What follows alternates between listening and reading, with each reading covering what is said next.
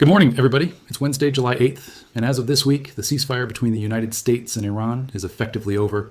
What we're looking at is the port of Bandar Abbas, Iran's most important southern naval installation, along with strikes reported at Sirik, Keshem Island, Bushehr, Chabahar, Konarak, and Karg Island, the hub that handles the overwhelming majority of Iran's crude oil exports.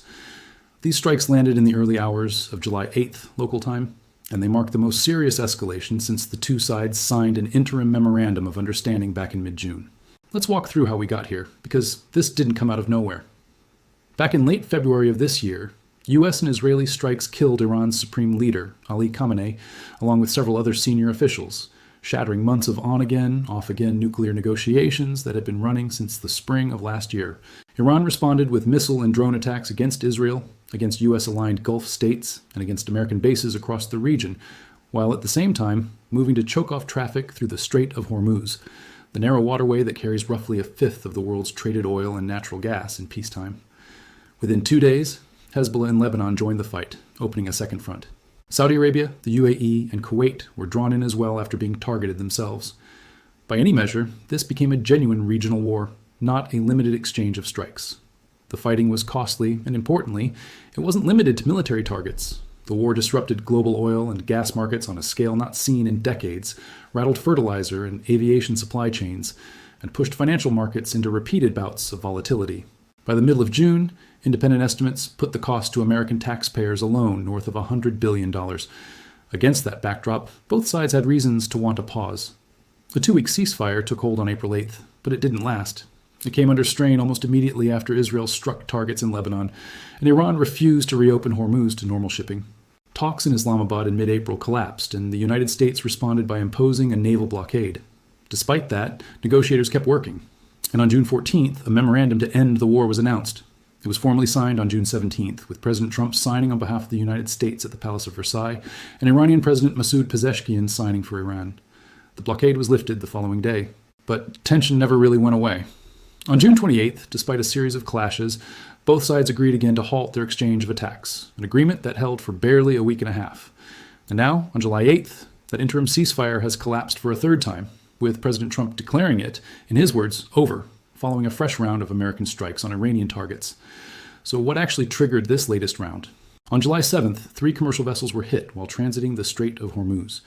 A Qatari-flagged liquefied natural gas carrier, the Al-Raqayyat, was struck and caught fire.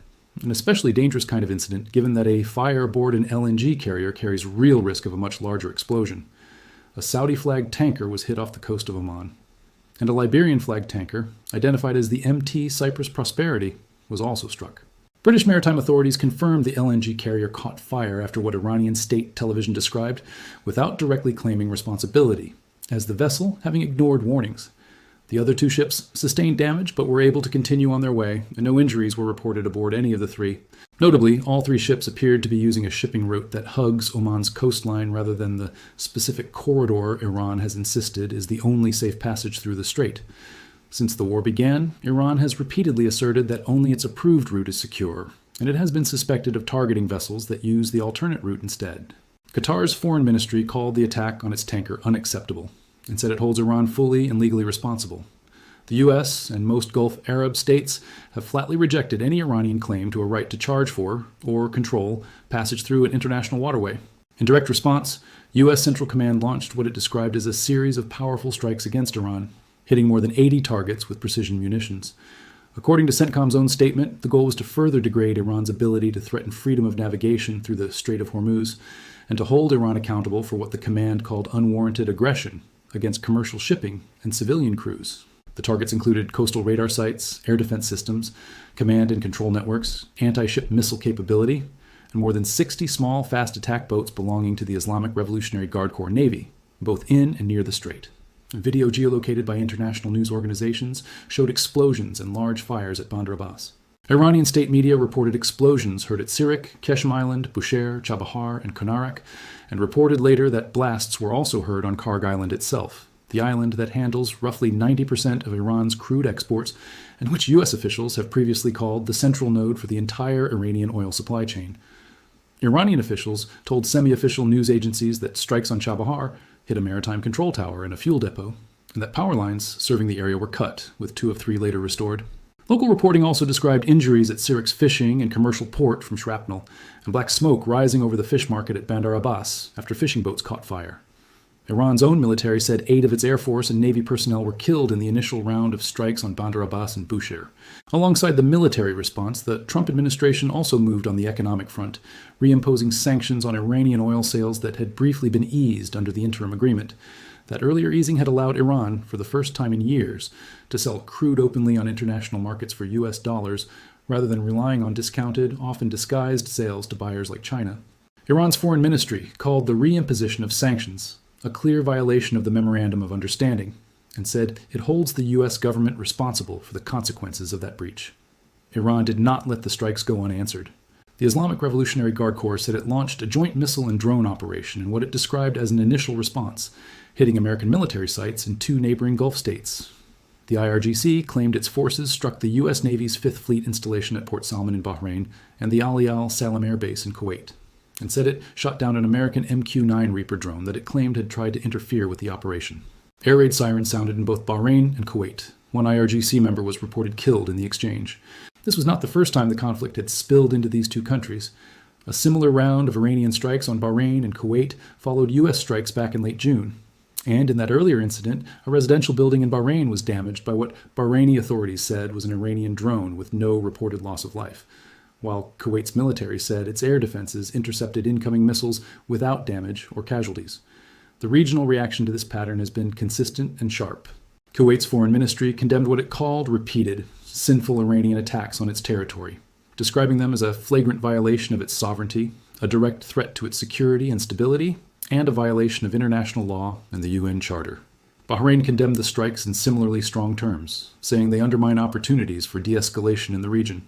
Qatar, the UAE, and Egypt each issued their own condemnations of the attacks on Bahrain and Kuwait, with Egypt calling them an unacceptable escalation that threatens regional stability and calling for restraint from all sides. Oman condemned Iran's strikes on both the Gulf states and on shipping in the Strait. During the earlier round of hostilities at the end of June, a Qatari Coast Guard vessel failed to return from a search and rescue operation, and Qatari authorities later confirmed that a Qatari citizen aboard had died from shrapnel wounds connected to the military activity in the area, with another individual injured and hospitalized in stable condition. President Trump's own comments came from an unusual setting, a NATO leaders summit in Ankara, Turkey, where Gulf security was already on the agenda before the latest strikes even happened. Speaking to reporters there, Trump said he believed the ceasefire was over, adding that he did not want to deal with Iran's leadership any further, calling them liars who agreed to terms in private and then publicly deny having discussed them at all. He said he would leave further contact with Iran to his negotiators, naming Steve Witkoff and Jared Kushner as the officials handling that channel, while making clear he personally sees continued talks as unlikely to be productive at this point.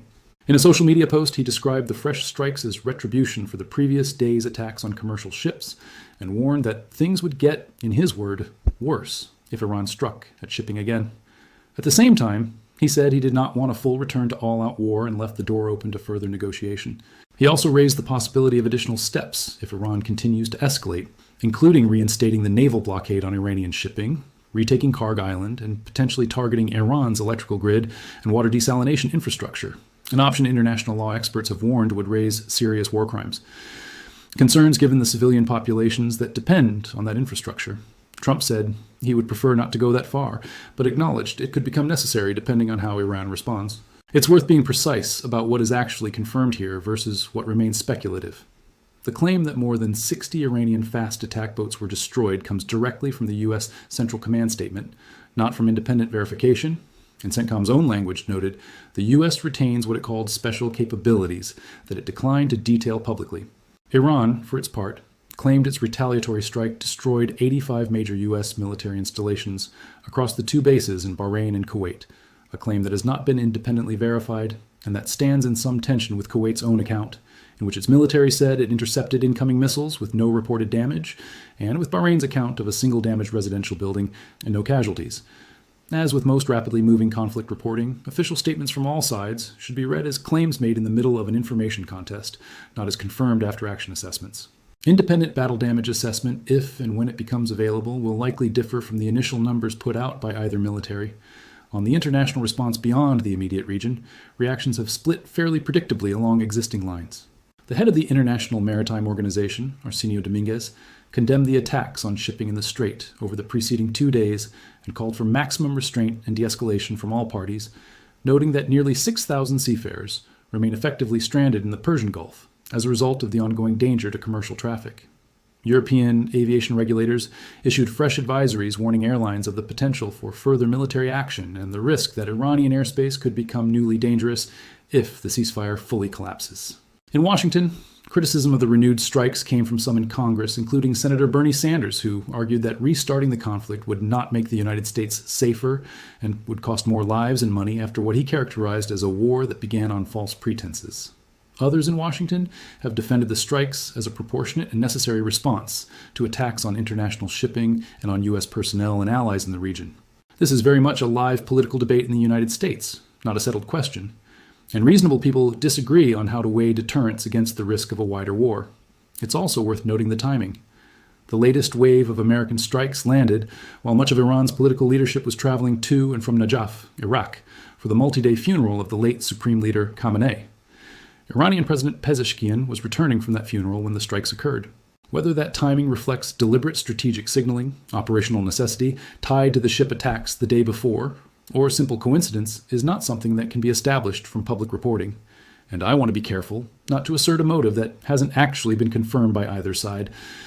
Let's talk about the military picture in a bit more detail, sticking to what has actually been reported, rather than speculating about classified capabilities. CENTCOM's own statement described a strike package built around precision-guided munitions against a target list heavy on coastal military infrastructure. Radar sites, air defense batteries, command and control nodes, missile capability aimed at ships and small naval craft. That's consistent with a strike aimed specifically at degrading Iran's ability to threaten shipping through the strait, rather than a campaign aimed at regime targets or population centers. The involvement of stealth or fourth-generation strike aircraft, electronic warfare support aircraft, and unmanned systems in a strike package of this size and complexity would be a reasonable general expectation, given how U.S. Central Command has conducted similar operations earlier in this conflict. But the specific aircraft, munitions, and force package used in this particular strike have not been detailed publicly. And I'm not going to guess at specifics that haven't been confirmed. What we can say with more confidence is the strategic logic driving Iran's coastal defense posture. Since the Strait of Hormuz reopened to commercial traffic after the blockade was lifted in June, Iran has continued to assert authority over which routes through the strait it considers safe, and has been suspected of targeting vessels that don't use its preferred corridor. Some officials and outside analysts who track the region have pointed to the financial incentive at stake for factions within Iran's security establishment that benefit from control over Hormuz traffic, given how much revenue theoretically flows through fees, protection arrangements, or simply the leverage that comes with controlling a choke point that carries a fifth of the world's oil and gas trade. That's a real strategic dynamic worth understanding, even though it's difficult to verify precisely how internal Iranian decision-making is actually working at any given moment. And I'd caution against treating any single narrative about internal IRGC politics as more than an informed guess. Looking ahead, there are really two broad paths from here, and both are visible in the public statements from the last 24 hours. If Iran continues to strike shipping, continues to target U.S. allies and bases in the Gulf, and forces the U.S. into a strictly reactive posture, the risk is a return to the kind of sustained air campaign the region saw earlier this year, potentially reaching a wider set of targets, including the electrical and desalination infrastructure Trump has mentioned, or a renewed blockade, or action against Karg Island itself, which would be a much larger step given how central that island is to Iran's ability to export oil at all. If, on the other hand, Iran pulls back from further attacks on shipping and on Gulf states and regional mediators, likely including Qatar or Oman, who have played that role throughout this conflict, can reopen a back channel, there's a real possibility that this becomes another temporary flare-up rather than a full resumption of the war, similar to the pattern seen at the end of June. The core incentive for de-escalation remains the same one that produced the June memorandum in the first place: the enormous economic cost this war has already imposed on all sides, the risk to global energy markets, and the fact that neither side has demonstrated an ability to achieve a decisive unilateral resolution through military means alone. There's also a nuclear dimension sitting underneath all of this that shouldn't be lost. The talks that began back in the spring of last year, before the killing of Khamenei blew everything up, were fundamentally about reaching a nuclear agreement with Iran. That underlying question, whether Iran will accept meaningful, verifiable limits on its nuclear program in exchange for sanctions relief and reintegration into international oil markets, has never actually been resolved. Trump's own comments this week returned repeatedly to his frustration that, in his account, Iranian negotiators have agreed to terms privately and then denied doing so publicly, which he cited as his core reason for losing confidence in continued talks. Iran, for its part, has pointed to repeated U.S. and Israeli strikes occurring even while negotiations were supposedly ongoing, as evidence that Washington isn't negotiating in good faith either. Both grievances have been aired publicly and repeatedly over the past several months, and both sides have real reasons, from their own perspective, to distrust the other's commitment to the process. I'd encourage skepticism toward any single, simple explanation for why this keeps collapsing. Wars that involve multiple internal factions on both sides, a funeral for a slain leader, ongoing nuclear disputes, and a contested international choke point rarely have one clean cause. For people trying to track the practical, ground-level consequences of this, a few things are worth watching closely over the coming days.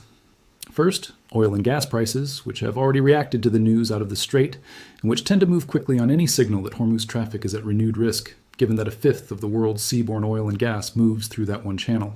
Second, whether commercial shipping companies and their insurers pull back from the region entirely, which would have its own economic ripple effects independent of whether physical attacks continue, since war risk insurance premiums and rerouting costs bite into global trade even without another strike. Third, whether the funeral period for Khamenei concludes without further incident, and whether Iran's new political leadership under Pezeshkian, still operating within a system where the IRGC and clerical establishment retain enormous influence over security decisions, signals any shift in posture once that mourning period ends. Fourth, whether Gulf states that have now been directly struck twice, Bahrain and Kuwait, escalate their own involvement or push harder through diplomatic channels, including the UN Security Council, where Bahrain has already called for an urgent session for international pressure on Iran to stand down. And fifth, whether the reimposition of oil sanctions actually holds, or whether, as happened before, Iran continues finding buyers willing to purchase its crude at a discount regardless of the formal sanctions regime, which would blunt the economic leverage the U.S. is trying to apply. None of this is happening in a vacuum either. This flare-up is unfolding at the same time Trump is at a NATO summit dealing with a separate set of issues, including support for Ukraine, where he's discussed helping Kyiv build its own Patriot missile defense production capability, and a newly announced trilateral security framework involving the U.S., Israel, and Lebanon, which Israeli officials have said will effectively take precedence over the Lebanon-related provisions of the original Iran Memorandum of Understanding. That overlapping diplomatic workload matters, because it means Gulf security, for the moment, is competing for high-level attention with several other major foreign policy priorities, which can shape how quickly and how consistently any de-escalation effort actually gets sustained attention from Washington.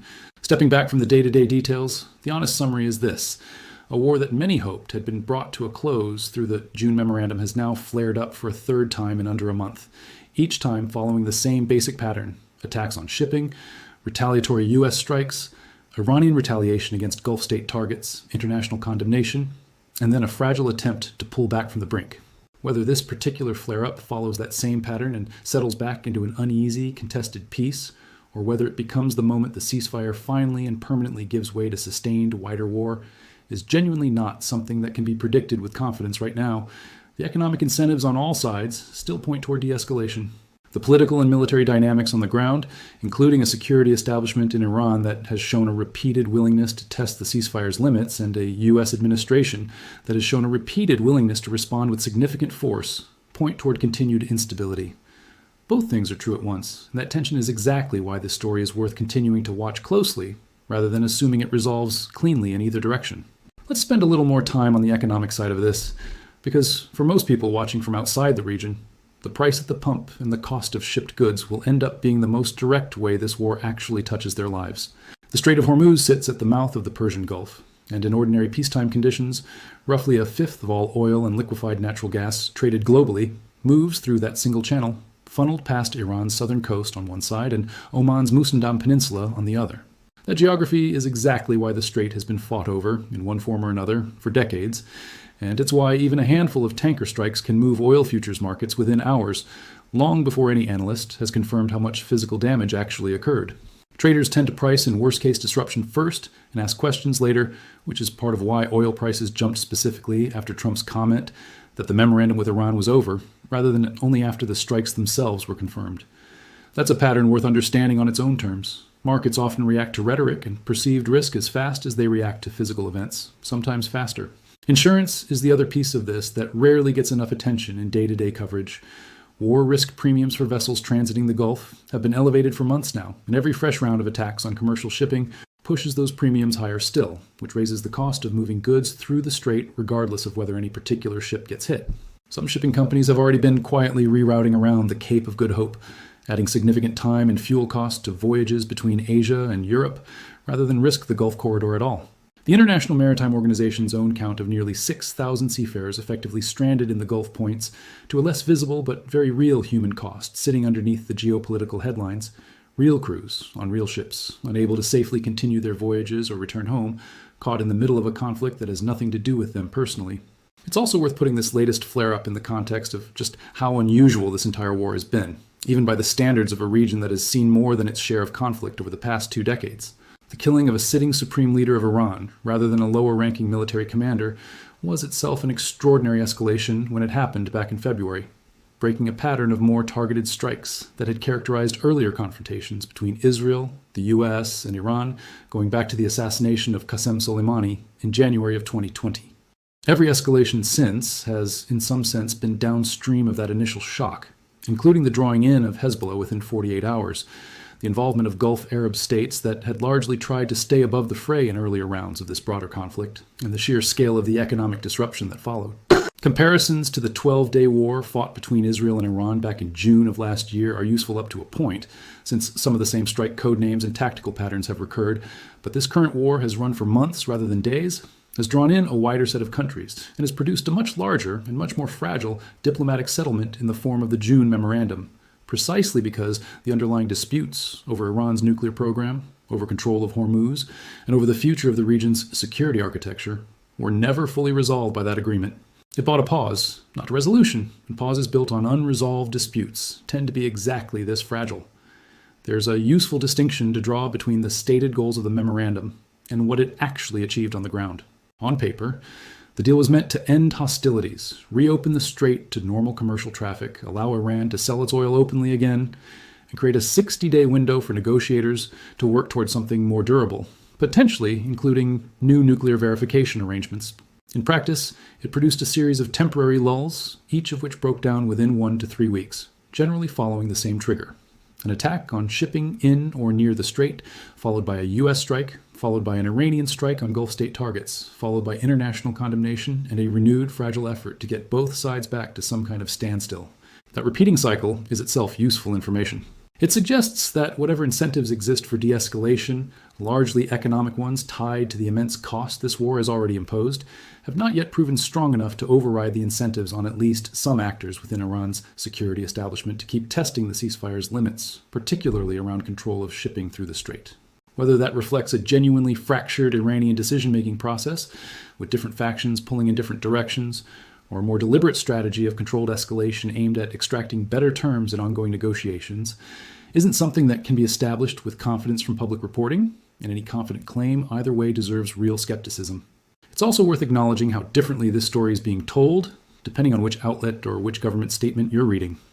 Western wire services and Gulf state governments have consistently framed the pattern of events as Iranian aggression against international shipping and against neighboring states, followed by proportionate U.S. and allied responses. Iranian state media and the IRGC's own statements have framed the same events as American and allied violations of the ceasefire, invoking the funeral period for the late supreme leader and casting Iran's retaliatory strikes as a defensive response to what it calls repeated bad faith aggression. Both framings are, in a sense, internally consistent with each side's own stated grievances, and neither should be taken as a neutral account of what actually happened on any given night. Anyone trying to form their own view of this conflict is best served by looking at the small number of facts that both sides or independent parties like Kuwait's own military statements or British and international maritime authorities actually agree on, and treating everything layered on top of that, casualty claims, damage assessments, and characterizations of motive, as contested until independently verified. Finally, it's worth being honest about the limits of what can be said with confidence about what happens next. Nobody outside a small circle of decision-makers in Washington, Tehran, and allied capitals actually knows whether this becomes another brief flare-up that gets walked back within days, as happened at the end of June, or whether it becomes the moment the entire ceasefire structure finally gives way. What is known is the range of options that have been publicly discussed. Continued negotiation through the existing U.S. channel, a further round of strikes if Iran continues targeting shipping, an escalation to infrastructure targets that international law experts have already flagged as legally fraught, a renewed blockade or potential action against Karg Island itself, which would represent a much larger step given that island's role in Iran's ability to export oil at all. Each of those options carries its own risks and its own likely response from Iran, and the coming days will likely tell us a great deal about which direction this is actually heading. For now, the honest, responsible position is to treat this as an unresolved live situation rather than one with a predictable ending, and to keep watching the same handful of indicators that have proven most reliable so far. Oil markets, shipping industry behavior, statements out of Doha and Muscat, where mediators have played a role throughout, and whether Iran's coastal forces continue targeting vessels using the Oman side route through the strait in the days immediately ahead. There's one more thread worth pulling on before wrapping this up, and that's the state of public opinion in the countries most directly involved. Polling on the broader US-Iran conflict has shown a fairly consistent pattern over the past several months. A majority of Americans expressing discomfort with an open-ended commitment to another Middle East war, even as many of those same respondents support the specific idea of protecting international shipping lanes and holding Iran accountable for direct attacks on US personnel or allies. That's not really a contradiction so much as it reflects how most people process a conflict like this, supportive of clearly defensive or retaliatory actions, wary of anything that looks like a long, open-ended commitment.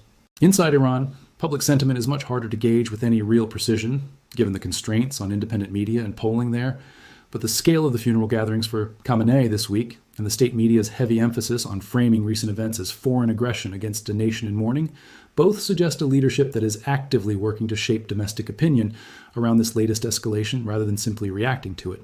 It's also worth remembering that wars involving contested waterways rarely resolve quickly, precisely because the underlying strategic value of the choke point itself doesn't go away once a particular round of fighting ends. The Strait of Hormuz has been a flashpoint for decades, going back through the tanker war of the 1980s and multiple more recent standoffs, and the basic geography that makes it valuable to control and costly to lose access to hasn't changed.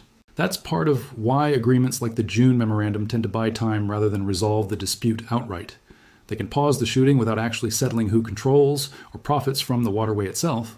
Until that deeper question is addressed, through some combination of new international arrangements, changed incentives for the actors who benefit from contesting the strait, or a broader reset in US-Iran relations that goes well beyond a temporary ceasefire, these flare-ups are likely to keep recurring in some form, whether that happens again in days, weeks, or months. For now, the safest and most accurate thing to say is that the situation remains fluid, that official statements from every government involved should be treated as claims rather than settled fact until independently verified, and that the handful of concrete, corroborated developments, the tanker strikes, the U.S. response, the retaliatory strikes on Bahrain and Kuwait, the reimposition of sanctions, and Trump's public declaration that the ceasefire is over, together represent a genuine and serious escalation, even if it's still too early to say with confidence whether this becomes the war's final chapter or another temporary, painful chapter in a conflict that has already run for the better part of a year. That's where things stand as of Wednesday, July 8th. This will keep developing, because at the rate this conflict has been moving, the situation on the ground could look meaningfully different within another day or two.